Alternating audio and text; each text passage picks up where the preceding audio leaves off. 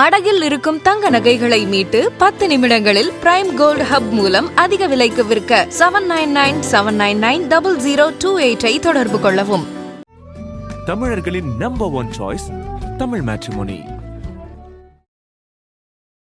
யார் அந்த ரத்தீஷ்? அவர் எப்படி பவர்ஃபுல் பர்சனாக ஆனார்? அரசாங்கத்திற்கு ஒரு நிறுவனத்தின் எம்டிக்கு மெசேஜ் அனுப்புகிற அளவுக்கு, சலுகைகள் காட்டுமாறு அவர் டைரக்ஷன்ஸ் கொடுக்கிற அளவுக்கு, அவர் தமிழக அரசாங்கத்தின் உயர் பொறுப்பில் இருப்பவருக்கு நிழல் மாதிரி இருக்கக்கூடியவர்.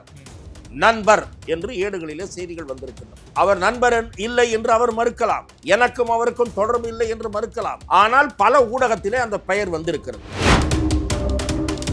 சுப்ரீம் கோர்ட் ஒரு ஆர்டர், இன்றைக்கு ஒரு அப்சர்வேஷன் போட்டவுடன் RS பாரதி கொண்டாடுகிறார். ஈடிக்கு கிடைத்த சம்மட்டி அடின்னு கொண்டாடுறார் சார். சம்மட்டி அடி என்கிறார். சம்மட்டி அடி விரைவில் வரப்போகிறது. சுப்ரீம் கோர்ட் மூலம் திமுகவுக்கு வரப்போகிறது.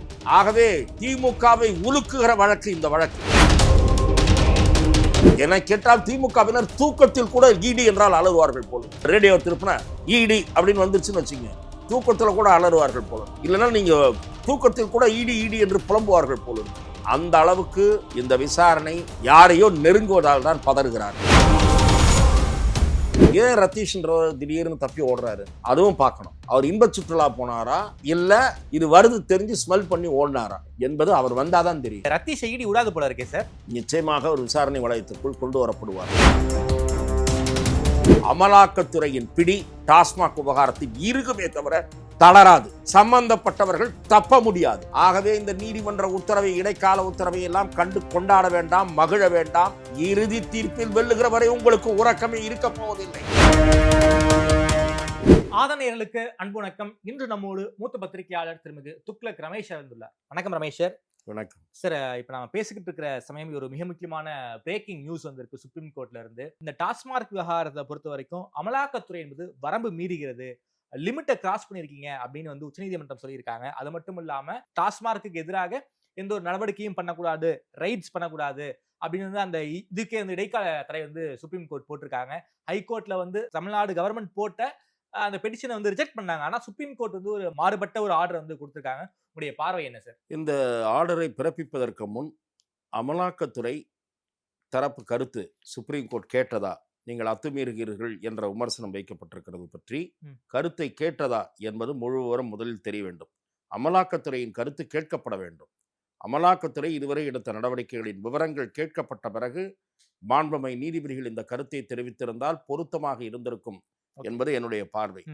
இந்த உத்தரவு பற்றி அல்லது நீதிபதிகளுடைய இந்த அப்சர்வேஷன் பற்றி 2 மூத்த வழக்கறிஞர்களிடம் நான் தொடர்பு கொண்டு பேசினேன். அவர்கள் உச்சநீதிமன்றம் அவசரப்பட்டு இப்படி ஒரு கருத்தை வெளிப்படுத்தி இருக்கிறதோ என்கிற ஒரு வியப்பை தெரிவித்தனர். என்ன காரணம் என்று சொன்னால், அமலாக்கத்துறை ஏற்கனவே டாஸ்மாக் நிறுவனத்தில் நடத்திய 2 நாள் சோதனை, 2-3 நாள் சோதனைக்கு பிறகு அதிகாரபூர்வமாக வெளியிட்ட அறிக்கையில் 1000 கோடி ரூபாய் அளவுக்கு முறைகேடுகள் நடந்திருக்கின்றன என்கிற ஒரு குற்றச்சாட்டை பொதுவெளியில் தங்களுக்கு அந்த தகவல்கள் இந்த விசாரணையின் மூலம் தெரிய வந்திருப்பதாக தெரிவித்தது என்பது மிக முக்கியத்துவம் வாய்ந்த ஒன்று. அதை பற்றி சுப்ரீம் கோர்ட் ஏதாவது கேட்டதா, என்ன தகவல்கள் என்று கேட்டதா? அதன் தொடர்ச்சியாகத்தான் திரு விசாகனிடம் விசாரணை நடத்தப்படுகிறது. அவருடைய இடத்தில் ரைடு நடத்தப்படுகிறது. சில மதுபான ஆலைகளின் அதிபர்கள் வீடுகள், இடங்களில் தொடர் சோதனைகள் நடைபெற்றிருக்கின்றன. இதை தவிர விசாகன் அவர்களுடைய இடத்தில் நடத்தப்பட்ட சோதனையில் அரசாங்க எந்திரத்துக்கு சற்றும் தொடர்பில்லாத, எந்த வகையிலும் தொடர்பில்லாத ரத்தீஷ் என்பவரது வாட்ஸ்அப் உரையாடல்கள் அவர் டாஸ்மாக் நிர்வாகத்தில் குறுக்கிட்டது, அவர் இன்ஃப்ளூயன்ஸ் செய்தது, இதற்கான ஆதாரங்கள் அமலாக்கத்துறையிடம் சிக்கி இருக்கின்றன. சிக்கிய பிறகு ரத்தீஷ் வீட்டு கதவை தட்டுவதற்கு போகிறது. அவர் வீடு பூட்டி இருக்கிறது. All absconding. சென்னையிலும் இல்லை, தமிழ்நாட்டிலும் இல்லை, இந்தியாவிலும் இருப்பதாக தெரியவில்லை. அவர் வெளிநாட்டிற்கு பறந்து விட்டார் என்று விசாரணையில் தெரிய வந்திருக்கிறது. அதாவது செய்திகள் வெளிவந்திருக்கின்றன. அது மறுக்கப்படவில்லை. அவருடைய தரப்பில், ரத்தீஷ் தரப்பில் அவருடைய உறவினர்களோ யாராவது மறுக்கலாம், யாரும் மறுக்கவில்லை. யார் அந்த ரத்தீஷ்? அவர் எப்படி பவர்ஃபுல் பர்சனாக ஆனார்? அரசாங்கத்திற்கு ஒரு நிறுவனத்தின் எம்டிக்கு மெசேஜ் அனுப்புகிற அளவுக்கு, சலுகைகள் காட்டுமாறு அவர் டைரக்ஷன்ஸ் கொடுக்கிற அளவுக்கு யார் அந்த ரத்தீஷ்? அவர் தமிழக அரசாங்கத்தின் உயர் பொறுப்பில் இருப்பவருக்கு நிழல் மாதிரி இருக்கக்கூடியவர், நண்பர் என்று ஏடுகளிலே செய்திகள் வந்திருக்கின்றன. அவர் நண்பர் இல்லை என்று அவர் மறுக்கலாம், எனக்கும் அவருக்கும் தொடர்பு இல்லை என்று மறுக்கலாம். ஆகவே நான் பெயரை குறிப்பிட விரும்பவில்லை. ஆனால் பல ஊடகத்திலே அந்த பெயர் வந்திருக்கிறது. ஆனால் ஒன்றும் நிச்சயமாக தெரிகிறது, அரசாங்கத்தின் எந்த பொறுப்பிலும் இல்லாத ஒரு பேர் வழி அரசாங்க நிறுவனத்தின் எம்டிக்கு டைரக்ஷன்ஸ் கொடுக்கிறார். அப்படி என்றால் டாஸ்மாக் நிறுவனத்தில் ஊழல் மயமாகிவிட்ட ஒரு துறை ஒன்று உண்டு என்றால் அது டாஸ்மாக். அதுல எந்த சந்தேகமும் இல்லை. 1000 கோடி ரூபாய் அளவுக்கு முறைகேடு என்று டாஸ்மாக் அறிக்கை கூறுகிறது, அறிக்கை கூறுகிறது. ஆனால் விவரம் தெரிந்த சில பேர் இது 3000-4000 கோடிக்கு மேலே இருக்குமே தவிர கீழே இருக்காது என்கிறார்கள். ஆகவே சுப்ரீம் கோர்ட் ஒரு ஆர்டர், இன்றைக்கு ஒரு அப்சர்வேஷன் போட்டவுடன் RS பாரதி கொண்டாடுகிறார். இடிக்கு கிடைத்த சம்மட்டி அடின்னு கொண்டாடுறாரு சார். சம்மட்டி அடி என்கிறார். சம்மட்டி அடி விரைவில் வரப்போகிறது. சுப்ரீம் கோர்ட் மூலம் திமுகவுக்கு வரப்போகிறது. சுப்ரீம் கோர்ட் மூலம் சம்மட்டி அடி வரப்போகிறது. ஆகவே திமுகவை உலுக்குகிற வழக்கு இந்த வழக்கு. திமுக இடி மூலம் அபாயத்தை, அதாவது இடி நெருக்குதலை தாங்க முடியாமல் கதறுகிறது என்கிறேன் நான். இடியை பார்த்து திமுக கதறுவது ஏன்? சுப்ரீம் கோர்ட்ல ஆர்டர் வாங்கிட்டாங்களே சார். ஆர்டர் வாங்கினாங்க. இந்த ஆர்டர்லாம் நிலைக்காது. இது எப்படி நிலைக்கும்? சம்மர் வெக்கேஷன்ல கேட்கிறேன்றாங்க. அமலாக்கத்துறை கையில இருக்கக்கூடிய ஆதாரங்களை கொண்டு போய் கொடுக்கும் இல்லையா? அமலாக்கத்துறையிடம் டாஸ்மாகில் முறைகேடு நடந்ததற்கு அசைக்க முடியாத ஆதாரங்கள் இருப்பதாக நான் கேள்விப்படுகிறேன். டாஸ்மாக்ல மிகப்பெரிய மோசடி, ஊழல், அரசாங்க கஜானாவுக்கு வர வேண்டிய பணம் வேறு எங்கோ போயிருப்பதற்கான ஆதாரம் இடி வசம் இருக்கிறது. இடி வசம் இருக்கிற ஆதாரம் அசைக்க முடியாத ஆதாரங்கள் என்று ஒரு மூத்த வழக்கறிஞர் சொல்கிறார். ஆகவே நான் சொல்லுகிறேன், இடி விசாரணை வளையம் யாரையோ நெருங்குகிறது. அந்த நெருங்குதலை கண்டு திமுக பயப்படுகிறது, கவலை கொள்கிறது. திமுகவை கவலை பீடித்து இருக்கிறது. அதன் காரணமாகத்தான் பதறுகிறார்கள், கதறுகிறார்கள். நாட்டில் உள்ள பெரிய வக்கீல்களை எல்லாம் இதில் இறக்குகிறார்கள்.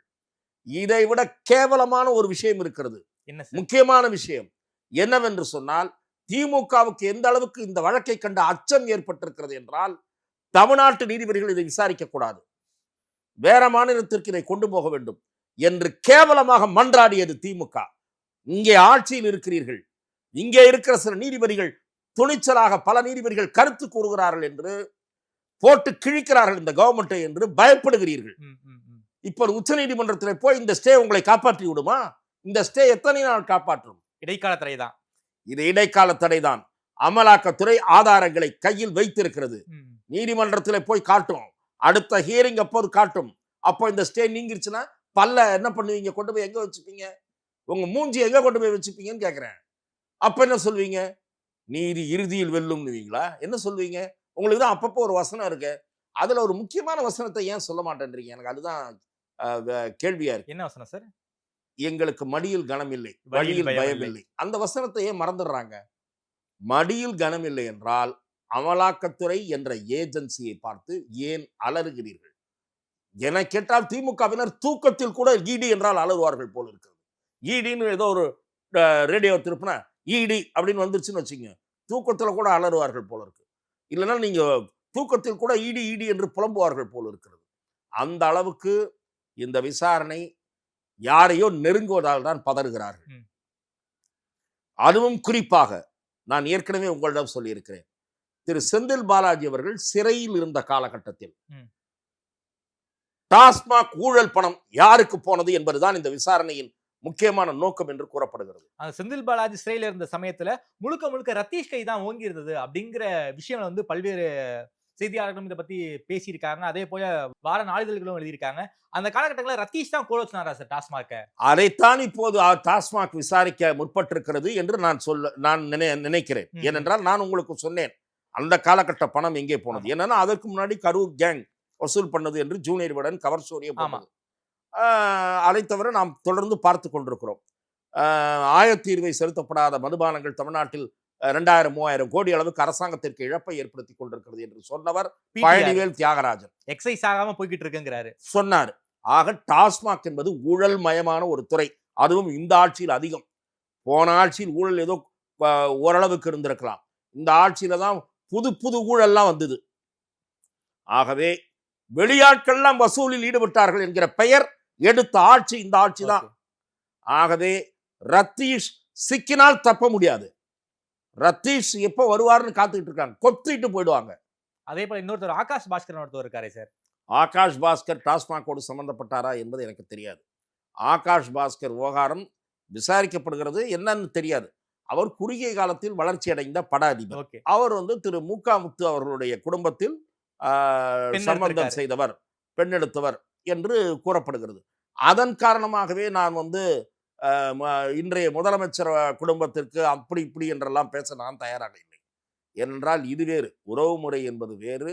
அதுவும் கூட மிக நெருக்கமாக மிக நெருங்கிய அடிக்கடி தொடர்பில் இருக்கிற அப்படிலாம் சொல்ல நான் சில பேரை போல நான் தயாராக இல்லை. நான் வார்த்தைகளில் கவனமாக இருக்கக்கூடியவன். ஆனால் அமலாக்கத்துறையின் பிடி டாஸ்மாக் விவகாரத்தில் இருக்குமே தவிர தளராது. சம்பந்தப்பட்டவர்கள் தப்ப முடியாது. ஆகவே இந்த நீதிமன்ற உத்தரவை, இடைக்கால உத்தரவை எல்லாம் கண்டு கொண்டாட வேண்டாம், மகிழ வேண்டாம். இறுதி தீர்ப்பில் வெல்லுகிற வரை உங்களுக்கு உறக்கமே இருக்க போவதில்லை. ஆகவே இறுதி தீர்ப்பில் உங்களுக்கு சாதகமாக வர வேண்டும். வருமா என்பது மிகப்பெரிய கேள்விக்குறி. ஏனென்றால் அவ்வளவு கோடிகள் எங்கோ போயிருக்கின்றன. 1000 கோடி, இடி 1000 கோடிங்கிறாங்களே சார். அதான் சார், 1000 கோடி எல்லாம் கம்மி சார். அரசாங்க கஜானாவுக்கு வர வேண்டியது எங்கோ போயிருக்கு. அது எங்கன்னு தோண்ட போறாங்க. அது உள்நாட்டுல இருக்கா, வெளிநாட்டுக்கு போயிருக்கா, இல்ல தேர்தலுக்காக அங்கங்க போயிருக்கா, இதெல்லாம் இனிமேல் தான் வெளியே வரும். ஆகவே திமுக இந்த இடைக்கால உத்தரவை கண்டு குதிக்க வேண்டாம். உங்களை நோக்கி, உங்கள் கழுத்தை நோக்கி அமலாக்கத்துறையின் பிடி நெருங்கி கொண்டிருக்கிறது என்பதை மட்டும் என்னால் சொல்ல முடியும். சரி, இதுல திமுகவுக்கு சார்பா கபில் சிபல் வாதாடினா சார். அவர் என்ன சொல்றாருன்னா, 2017 இருந்து 21 இந்த காலகட்டங்கள்ல போட்ட எஃப்ஐஆர் மூலமா தான் இடி வந்திருக்காங்க. அந்த எஃப்ஐஆர் என்பது கடையில சேல்ஸ்மேன் மேல போட்ட எஃப்ஐஆர்ஸ், டாஸ்மாக் நிறுவனத்தின் மீது போடப்படவில்லை. இண்டிவிஜுவல்ஸ் மீது போடப்பட்ட எஃப்ஐஆர்ஸ் வச்சுக்கிட்டு எப்படி ஒரு நிறுவனத்துல நீங்க ரைடு பண்ணலாம், இது கூட்டாட்சிக்கு எதிரானதுன்னு கபில் சிபல் வாதம் வச்சிருக்காரு. அதன் காரணமா தான் ஸ்டே கொடுத்திருக்காங்க. அதாவது கபில் சிபல் என்பவர் மதிக்கத்தக்க மூத்த வழக்கறிஞர். அவர் இந்த கேஸுக்கு இப்படி வாதாடுவாரு, நாளைக்கு வேற ஒரு கேஸுக்கு நேர் எதிராக வாதாடுவாரு. இது சம்பந்தமா வேற ஒரு ஸ்டேட்ல வேற ஒரு வழக்கு வருதுன்னு வச்சுங்க, அரசாங்கத்துக்கு எதிராக அந்த தரப்புக்கும் வாதாடுவாரு. காசுக்கு அவர் ஏத்தபடி பேசுவார். அது வாங்குற இடத்துக்கு ஏத்தபடி கச்சேரி வாசிக்கிற மாதிரி அவங்க எல்லாம். வழக்கறிஞர் தொழில் என்பது இடத்துக்கு இடம் மாறுபடும். இந்த இடத்துல இந்த நிலையை ஆதரிப்பார், இன்னொரு இடத்துல வேற ஒரு நிலையை ஆதரிப்பார். அது அவருடைய தொழில். நான் அவரை பற்றி விமர்சிக்க விரும்பல. அந்த தொழிலில் இருப்பவர்கள் யாருக்காக ஆஜராகிறாங்களோ அவங்க கட்சியெல்லாம் பேசி ஆகணும். ஆனால் அவரது வழக்கு பலவீனமான வழக்கு. கூட்டாட்சி இல்ல, சட்னி ஆட்சி இல்ல. இது பெரும் ஊழல். அந்த ஊழல் சம்பந்தப்பட்டதுல சட்டவிரோத பணப்பரிமாற்றம். இவர் இந்த 10 ரூபா 20 ரூபா கேஸ பேசல. 10 ரூபா 20 ரூபா கேஸ் தமிழ்நாடு முழுக்க ஒரு குறிப்பிட்ட இடத்திலிருந்து உத்தரவு பிறப்பிக்கப்பட்டு வசூல் செய்யப்பட்டது. இதுதான் விஷயம். அது ஆடியோல இருக்கு, சில கடைக்காரர்கள் கொடுத்த ஆடியோல இருக்கு, சில மீடியாக்கள் எடுத்த ரகசிய வீடியோல ஆடியோ இருக்கு, தொழிற்சங்க தலைவருடைய குற்றச்சாட்டு ஆடியோ இருக்கு, 1-2 மீடியா கவர் ஸ்டோரி இருக்கு, சில பத்திரிகைகளில் எழுதிய பெரிய செய்திகள் இருக்கின்றன, பல விஷயங்கள் இருக்கின்றன. இதை தவிர இந்த அரசாங்கத்தில் இப்போது தகவல் தொழில்துறை அமைச்சராக இருக்கக்கூடிய முன்னாள் நிதியமைச்சர் பழனிவேல் தியாகராஜன் கொடுத்த ஒப்புதல் வாக்குமூலம் இருக்கு. ஆயத்தீர்வை செலுத்தப்படாத மதுபானங்கள் அரசாங்கத்திற்கு 3000 கோடி ரூபாய் இழப்பு. எந்த ஆண்டு? அவர் இருந்த ஆண்டு. அப்ப மட்டுமா? அவர் இருந்த அந்த பீரியட்ல ஒரு 2-3 வருஷத்தை சொல்றாரா, 1.5 வருஷத்தை, இல்ல கடந்த ஒரு 3-4 ஆண்டுல சொல்றாரா? அதெல்லாம் அவர்கிட்ட விசாரிக்கணும். ஏன் சொல்றேன்னா, இவர் கபில் சிபல் சொல்ற மாதிரி 10 ரூபா 20 ரூபா 4 சேல்ஸ்மேன் தப்பு பண்ணான், அதுக்கு ஏன் சார் இவங்களெல்லாம் பொறுப்பாக்குறீங்கன்றது இல்ல. 4 சேல்ஸ்மேன் இல்ல, 4000த்துக்கும் மேற்பட்ட சேல்ஸ்மேன்களை ரெகுலரா இதை வாங்கிட்டே இரு அப்படின்னு எங்கேருந்தோ உத்தரவு வந்திருக்கு. இதை தவிர கம்பெனிகள் இந்த கம்பெனிகள்கிட்ட இருந்து இவ்வளவு வாங்கணும் அப்படின்னு ரத்தீஷ் சொல்லியிருக்காரு, இல்ல அவருக்கு முன்னாடி ஒருத்தர் சொல்லியிருக்காரு, இதுக்கும் ஆதாரம் இருக்குன்னு சொல்றாங்க. இந்த குற்றச்சாட்டு ஏற்கனவே இருக்கு, பொது வழியில இருக்கு. ஆகவே இது முழுமையா சிபிஐ வசம் போனோம், அமலாக்கத்துறையினுடைய கிட்ட இருந்து சிபிஐக்கு போனோம். அமலாக்கத்துறை விசாரிச்சு முடிக்கும், நிச்சயமா முடிக்கும்.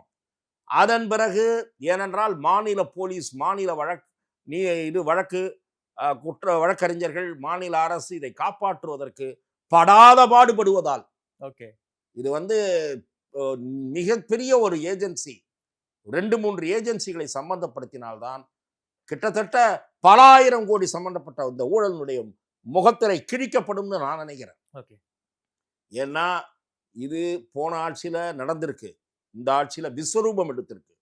இனி வருகிற ஆட்சியில் இந்த முறைகேடு தொடரக்கூடாது என்றால் இது அம்பலப்படுத்தப்பட வேண்டும், முழுமையா அம்பலப்படுத்தப்படணும்.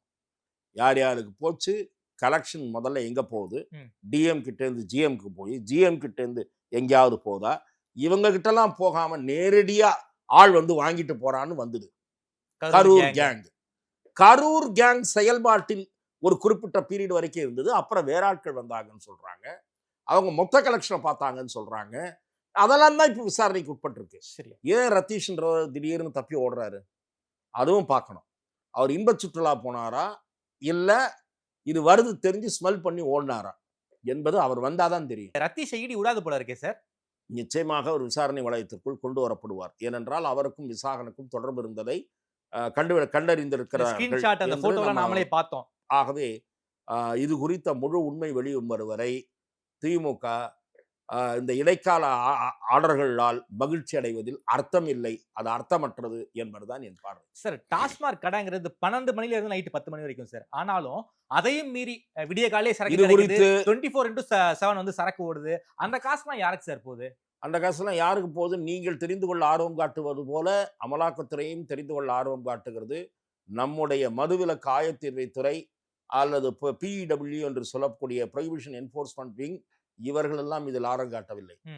ஆர்வம் காட்ட வேண்டிய தமிழ்நாடு அரசு ஆழ்ந்த குரட்டை விட்டு உறக்கத்தில் இருக்கிறது.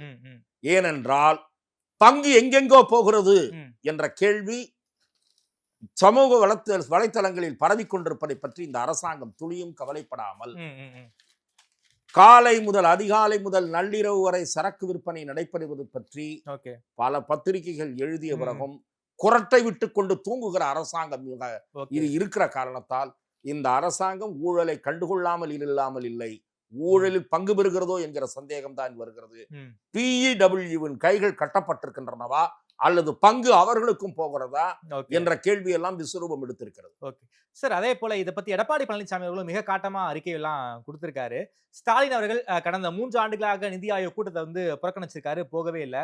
அப்போதெல்லாம் 3 ஆண்டுகளாக வந்து வீராவேசம் பேசி நிதி ஆயோக் கூட்டத்தை வந்து புறக்கணிச்சுட்டு போயிருக்கீங்க, இப்ப மட்டும் ஏன் வந்து போறீங்க, தமிழ்நாடுலாம் இல்ல வந்து சொந்த நலனா அப்படிங்கிறதுல ரொம்ப காட்டமா பேசியிருக்காரு. வெள்ளைக்குடி பிடிச்சிட்டு மறுபடியும் வெளியே போறீங்களா அப்படின்னு பேசியிருக்காரு. அதற்கு வந்து நான் வந்து நான் சொல்லுகிறேன், திரு மு.க. ஸ்டாலின் அவர்கள் நிதி ஆயோக் கூட்டத்தில் பங்கேற்க போவது நிச்சயமாக என்னை பொறுத்தவரை தமிழக அரசினுடைய நிதி நெருக்கடி அதை வந்து மேலும் மேலும் பிரச்சனையை வளர்த்து கொண்டு போவோமானால் தமிழக அரசு கடன் சுமையில் மூழ்கிவிடக்கூடிய அபாயம் இருக்கின்ற காரணத்தால் நிச்சயமாக மத்திய அரசிடம் பேசி நிதி பெற வேண்டிய கட்டாயத்தில் தமிழக அரசு இருக்கிற காரணத்தால் நிதி ஆயோக்கு போகிறார்.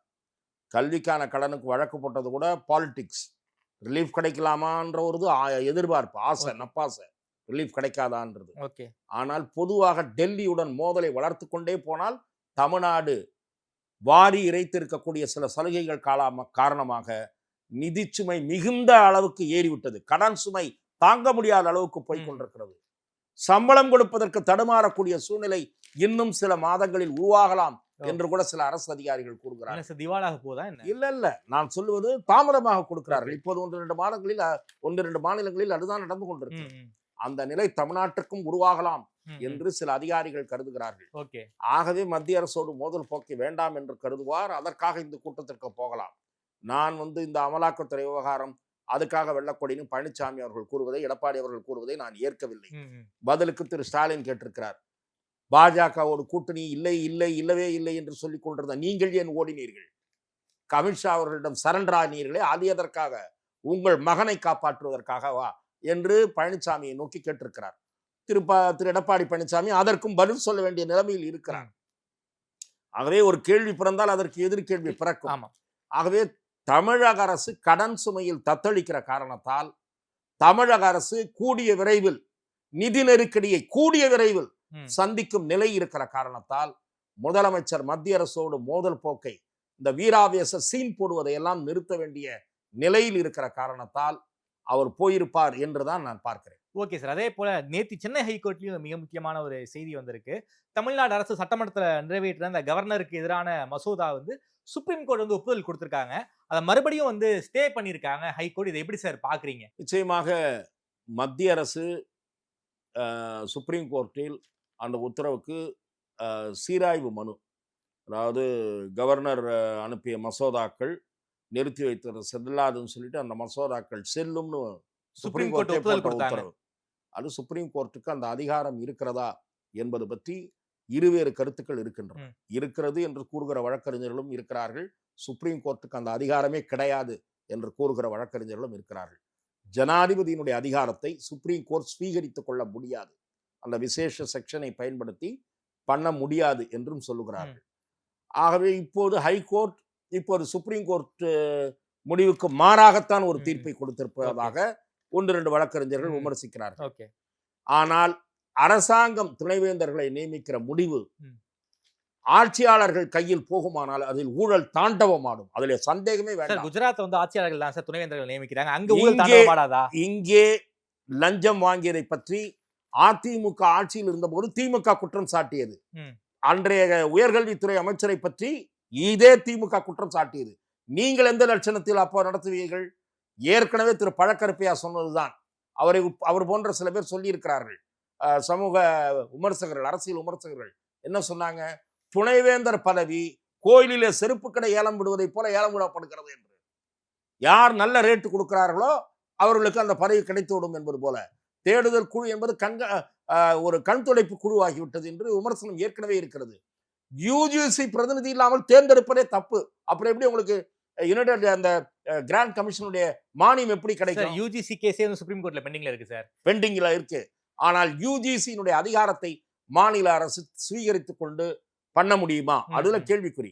அப்ப உங்களுக்கு எப்படி மானியம் கிடைக்கும் என்ற வாதமும் முன்வைக்கப்படுகிறது. இது தவிர சுப்ரீம் கோர்ட் கவர்னர் மேதகு ரவி அவர்கள் விஷயத்தில் பிறப்பித்த உத்தரவு மறுபரிசீலனைக்கு உரியது என்று மத்திய அரசு முறையிடக்கூடிய வாய்ப்பு உருவாகி இருக்கிறது.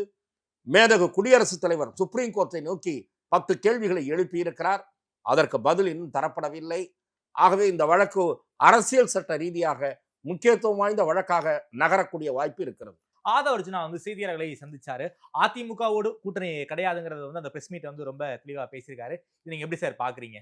திரும்ப திரும்ப பத்திரிகைகள் அதே போல சில டெலிவிஷன் சேனல்களில் பேசுகிற விமர்சகர்கள் தமிழக வெற்றி கழகத்திற்கு வேறு வழி இல்லை, வாய்ப்பில்லை, ஆகவே தனித்து போட்டி அல்லது எங்கள் தலைமையில் தான் கூட்டணி என்று சொல்லிக் கொண்டிருந்தாலும் கடைசியில் தேர்தல் நெருக்கத்தில் ஒரு 3 மாதத்திற்கு முன்பு 4 மாதத்திற்கு முன்பு கூட்டணி தான் அவசியம் என்பதை புரிந்து கொண்டு வேறு வழி இல்லாமல் அதிமுகவுடன் கைகோர்த்து விடுவார்கள் என்ற கருத்தை கூறி வந்தார்கள்.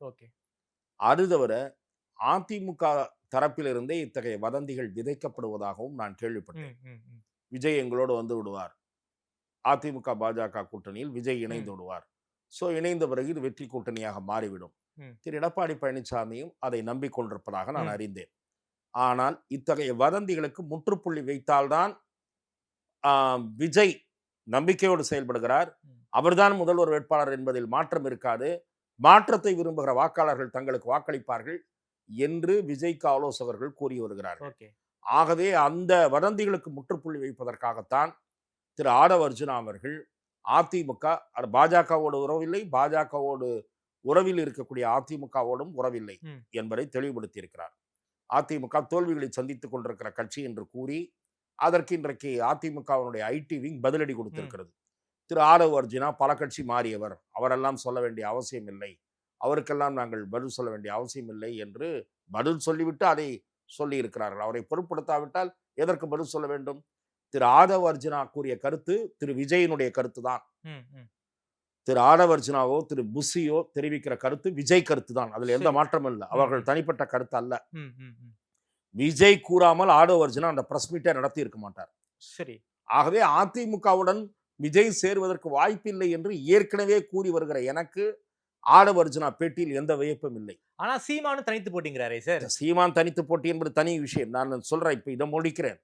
திரு விஜய் தனது தலைமையில் கூட்டணி அல்லது முதலமைச்சர் நான் தான் ஏற்றுக்கொண்டு அதிமுக வந்தால் வரட்டும் என்றுதான் நினைக்கிறார். சார் விஜயை நம்பி யார் சார் வருவாங்க? விஜயை நம்பி வராட்டா போங்க. திரு விஜய் அப்படி நினைக்கிறார். ம். திமுக கூட்டணியில் எந்த பிரச்சனையும் ஏற்படாத வரை ம். விஜய் பக்கம் யார் நகருவார்கள் என்பது கேள்விக்குறிதான். சரி. திமுக கூட்டணியில் பிரச்சனை ஏற்பட்டால்தான் ம், ம், ம். அது யாராக இருந்தாலும், பிரச்சனை யாருக்கு என்று நான் சொல்ல விரும்பவில்லை, காங்கிரசுக்கா விசிகாவுக்கா யாருக்கு என்று சொல்ல விரும்பவில்லை, அவர்கள் அதிமுக பக்கம் போகாமல் விஜய் பக்கம் போக வாய்ப்பு உண்டு. ஏனென்றால் அது காங்கிரஸாக இருந்தாலும் சரி, விசிகாவாக இருந்தாலும் சரி, அதிமுக அணியில் பாஜக இருப்பதால் விஜய் பக்கம் தான் போக வேண்டும், வேறு வழி இல்லை. ஆனால் அந்த அணியில் பிரச்சனை உருவானால்தான் இந்த நிலை. பிரச்சனை உருவாகாது என்றுதான் நான் பார்க்கிறேன். ஓகே. ஆகவே விஜயுடன் யார் சேர்வார்கள் என்பது மிகப்பெரிய கேள்விக்குறி. கேள்விக்குறி. ஆனால் அண்மையில் வெளிவந்த 1-2 சர்வே முடிவுகள் ம். விஜய் தான் பலம் வாய்ந்த சக்தியாக இருக்கிறார். தமிழ்நாட்டில் மாற்றத்தை விரும்புகிற வாக்காளர்கள் விஜய்க்கு வாக்களிக்க விரும்புகிறார்கள். ம். விஜய்க்கு 20% வாக்கு கூட இருக்கிறது, ம். 25 இருக்கிறது என்று வெவ்வேறு சர்வே முடிவுகள் வெளிவந்திருக்கின்றன. 2 சர்வே முடிவுகள் வெளிவந்திருக்கின்றன. ஒன்று குமுதம், இன்னொன்று பாம்பே நிறுவனம் என்று வந்திருக்கிறது. அந்த பாம்பே நிறுவனம் முதலமைச்சர் வேட்பாளரில் முதலிடமே விஜய்க்கு தான் கொடுக்கிறார்கள். சரி, எப்படி சார்? 2வது இடம் தான் விஜய் திரு மு.க. ஸ்டாலினுக்கு, 3வது இடம் திரு எடப்பாடி பழனிசாமிக்கு. இதை நீங்கள் பார்த்திருப்பீர்கள் என்று நினைக்கிறேன். தினமலர் பத்திரிகை இந்த சர்வே ரிப்போர்ட் பண்ணாங்க சார். இப்போ ஆமா பார்த்தேன். அதற்கு முன் சில மாதங்களுக்கு முன் குமுதம் சர்வே வெளியிட்டது. குமுதம் கிட்டத்தட்ட 20% வாக்காளர்கள் விஜய் விரும்புவதாக சொல்லுகிறார்கள். அதிலே பெண்கள் வாக்கு அதிகமாக இருக்கிறது. ஆகவே இதையெல்லாம் பார்த்து விஜய் அதே குமுதம் சமீபத்தில் ஒரு சர்வே இருங்க, அதுல வந்து திமுக ஆட்சிக்கு தான் மீண்டும் வர வாய்ப்பு இருக்கு, பெண்கள் ஆதரவு திமுக இருக்குன்னு இன்னொரு சர்வே குமுதம் போட்டிருக்காங்க சார். நான் தானே சொல்றேன், இப்படிப்பட்ட சர்வேக்களை பார்த்து விஜய் என்ன நினைத்து விட்டார், அதிமுக மக்கள் விரும்பவில்லை, நம்மளை தான் விரும்புறாங்க, நம்மைத்தான் விரும்புகிறார்கள். சோ போட்டி திமுகவுக்கும் நமக்கும் தான். ம். களத்தில் நமக்கு போகும்போது இன்னும் செல்வாக்கு உயரும் என்று திரு விஜய் கணக்கு போடுகிறார். தனிப்பட்ட முறையில் தாவேகா நிர்வாகிகள் 1-2 பேரோடு நான் உரையாடும் போது அவர்கள் சீரியஸாவே போட்டி திமுகவுக்கும் தங்களுக்கும் தான் என்று நினைக்கிறார்கள். அவர்கள் அதிமுக பிஜேபிக்கு திமுகவுக்கும் போட்டி இல்லை என்று நினைக்கிறார்கள். அதாவது நினைப்பு தான் பொழப்ப கெடுக்குது என்பதை போல விஜய் இப்படிப்பட்ட நினைப்பில் இருப்பதால் அதிமுக பக்கம் போக வாய்ப்பில்லை. சரி, இதை நான் இப்போது கூறவில்லை, நான் தொடர்ந்து கூறி வந்து கொண்டிருக்கிறேன். இதுதான் நிலை. Okay sir. சீமானும் நான் தனித்து போட்டிங்கிற முடிவுல உறுதியா இருக்கேன்னு சொல்லியிருக்காரே சார். சீமானவர்கள் அந்த முடிவில் உறுதியாக இருக்கிறார் என்பதை நானும் தனிப்பட்ட முறையில் அவரோடு உரையாடி தெரிந்து கொண்டேன். ஓகே. என்னை பொறுத்தவரை அவருடைய கட்சியை அடுத்த நிலைக்கு கொண்டு செல்ல இந்த முறை கூட்டணி என்கிற உத்தியை அவர் பயன்படுத்துவதுதான் நல்லது என்பது என்னுடைய யோசனை. Okay sir. கூட்டணி யார் கூட சார் போக முடியும்? விஜய் கூட போக முடியாது அப்படின்னா அதிமுக பாஜக கூட்டணி நோக்கி தான் சார் போற மாதிரி இருக்கு. அவர் பாரதிய ஜனதாவோடு கருத்தியல் ரீதியாக தனக்கு மாறுபாடு இருப்பதாக கூறியிருக்கிறார். அவர் இன்னொன்று கணக்கு போடுகிறார். ஈவேராவை எதிர்த்து அவருடைய கருத்துக்களை எதிர்த்து மிக கடுமையான விமர்சனங்களை இப்போது திரு சீமான் முன்வைக்கிற காரணத்தால் ஈவேராவை தூக்கி பிடிக்கிற விஜய்க்கு ஆன்மீகத்தில் நம்பிக்கை உள்ளவர்கள் போட மாட்டார்கள். சரி, பிஜேபிக்கு ஒரு பகுதியாகவும் தனக்கு ஒரு பகுதியாகவும் இந்த முறை விஜயால் ஏற்படுகிற ஓட்டிழப்பு இந்த புதிய ஓட்டுகள் மூலம் கிடைக்கும் என்று கணக்கு போடுகிறார். ஆனால் அது வெற்றிக்கு உதவும் என்று எனக்கு தோன்றவில்லை. கூட்டணி வைப்பதுதான் அவருடைய கட்சி ஒரு 10 இடங்கள்ல வெற்றி பெறுவதற்கு உதவும், அது அடுத்த கட்டத்திற்கு வளர்ச்சிக்கு உதவும் என்பது என்னுடைய தனிப்பட்ட கருத்து. சார், அண்ணாமலை மாநில தலைமையை மீறி செயல்படுறாரு. சமீபத்தில் ஒரு போராட்டம் ஒன்று வந்து அறிவிச்சிருந்தாரு, அது மறுபடியும் வாபஸ் வாங்கிட்டாரு. எல்லாம் வச்சு பார்க்கும்போது மாநில தலைமையை மீறி செயல்படுறாரு. அதெல்லாம் ஊடகத்தை சேர்ந்த சிலர் எழுப்புகிற கட்டுக்கதை. ஊடகத்தை சேர்ந்தவர்கள் அண்ணாமலைக்கு ஆதரவாகவோ எதிராகவோ ஏதாவது போட்டு கட்சிக்குள் பாஜகவுக்குள் கலகம் ஏற்படுத்துகிற முயற்சியை செய்து கொண்டிருக்கிறார்கள். அண்ணாமலை அவர் வேலையை பார்த்து கொண்டிருக்கிறார், அவர் பாட்டு அமைதியாக இருக்கிறார். முக்கியமான பிரச்சனைகளில் தன்னுடைய கருத்தை தெரிவித்துக் கொண்டிருக்கிறார். கட்சி பணியை தன்னுடைய நிலை பொறுப்பு உணர்ந்து அவர் பார்த்து செயல்பட்டு கொண்டிருக்கிறார். அண்ணாமலை மேலிடம் எப்படி பயன்படுத்தி கொள்ளப் போகிறது என்பதைத்தான் நாம் பொறுத்திருந்து பார்க்க வேண்டும். தமிழக அரசியலில் அண்ணாமலை ஒரு தவிர்க்க முடியாத சக்தி என்பது என்னுடைய பார்வை. ரொம்ப நன்றி சார். தமிழ்நாடு அரசியல் தொடர்பான பல்வேறு கேள்விகளுக்கு ரொம்ப விரிவாக பதில் சொல்லியிருக்கீங்க. குறிப்பாக இந்த இடி வழக்கை பொறுத்த வரைக்கும் டாஸ்மாக் நடக்கக்கூடிய முறைகேடுகளை பத்தி ரொம்ப விரிவாக பேசியிருக்கீங்க. நேரில் இருந்து நேரம் கொடுத்து பேசியமைக்கு நன்றி ரமேஷ். வாய்ப்புக்கு நன்றி.